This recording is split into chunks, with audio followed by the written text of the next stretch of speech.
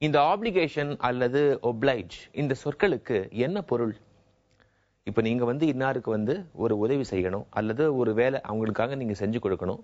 ஆனா ஒரு சட்ட ரீதியான பிணைப்பு உங்களுக்கு இருக்கு. அதாவது அந்த சட்டத்துக்கு உட்பட்டு தான் அந்த வேலையை நீங்க செய்றீங்க. இதை ஆப்ளிகேஷன் அப்படின்னு சொல்லுவோம். இந்த ஆப்ளிகேஷன் என்ற சொல்லுக்கு இணையான தமிழ் சொல் என்ன சொல் தெரியுமா? கடப்பாடு என்கிற ஒரு சொல். ரொம்ப அருமையான ஒரு சொல். இந்த சொல் ஒரு அண்மை கால கண்டுபிடிப்பு என்று பல பேர் நினைக்கிறாங்க. இல்ல, இந்த கடப்பாடு என்ற சொல் ரொம்ப பழமையான ஒரு சொல். பல்லாயிரக்கணக்கான ஆண்டுகளுக்கு முன்னாடி நம்முடைய தமிழ் இலக்கியமான திருக்குறள்ல இந்த கடப்பாடு என்கிற சொல் பயன்படுத்தப்பட்டிருக்கு. ஒப்புரவு அறிதல் அப்படிங்கிற ஒரு அதிகாரத்துல திருவள்ளுவர் ரொம்ப அழகா இந்த கடப்பாடு என்கிற சொல்லை பயன்படுத்துறாரு.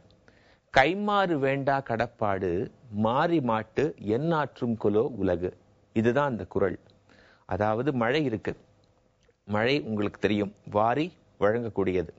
அந்த மழை எப்படி ஒரு கைமாறே எதிர்பார்க்காம உங்க எல்லாருக்குமே உதவி செய்யுதோ, அதே போல இந்த உலகத்துல நிறைய மனிதர்கள் எந்த வித எதிர்பார்ப்பும் இல்லாம, யார்கிட்டையும் எந்த ஒரு கடப்பாடும் எதிர்பார்க்காம உதவிகளை செய்வார்கள் அப்படின்னு சொல்றாரு திருவள்ளுவர்.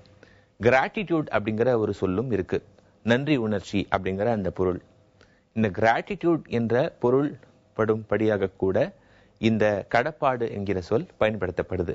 இந்த கடப்பாடு அந்த சொல் இருக்கு இல்லையா, அதுல அந்த கடப்பாடு அதை நீங்க நன்கு பகுத்து பார்த்தீர்கள் அப்படின்னா கடமை அப்படிங்கிற ஒரு பொருளும் அந்த சொல்லுக்கு உண்டு. கடமை, முறைமை அப்படின்னு.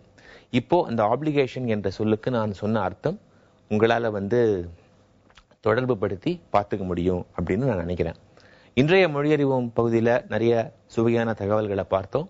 மீண்டும் நாளைய மொழியறிவோம் பகுதியில உங்க எல்லாரையும் நான் மீண்டும் சந்திக்கிறேன்.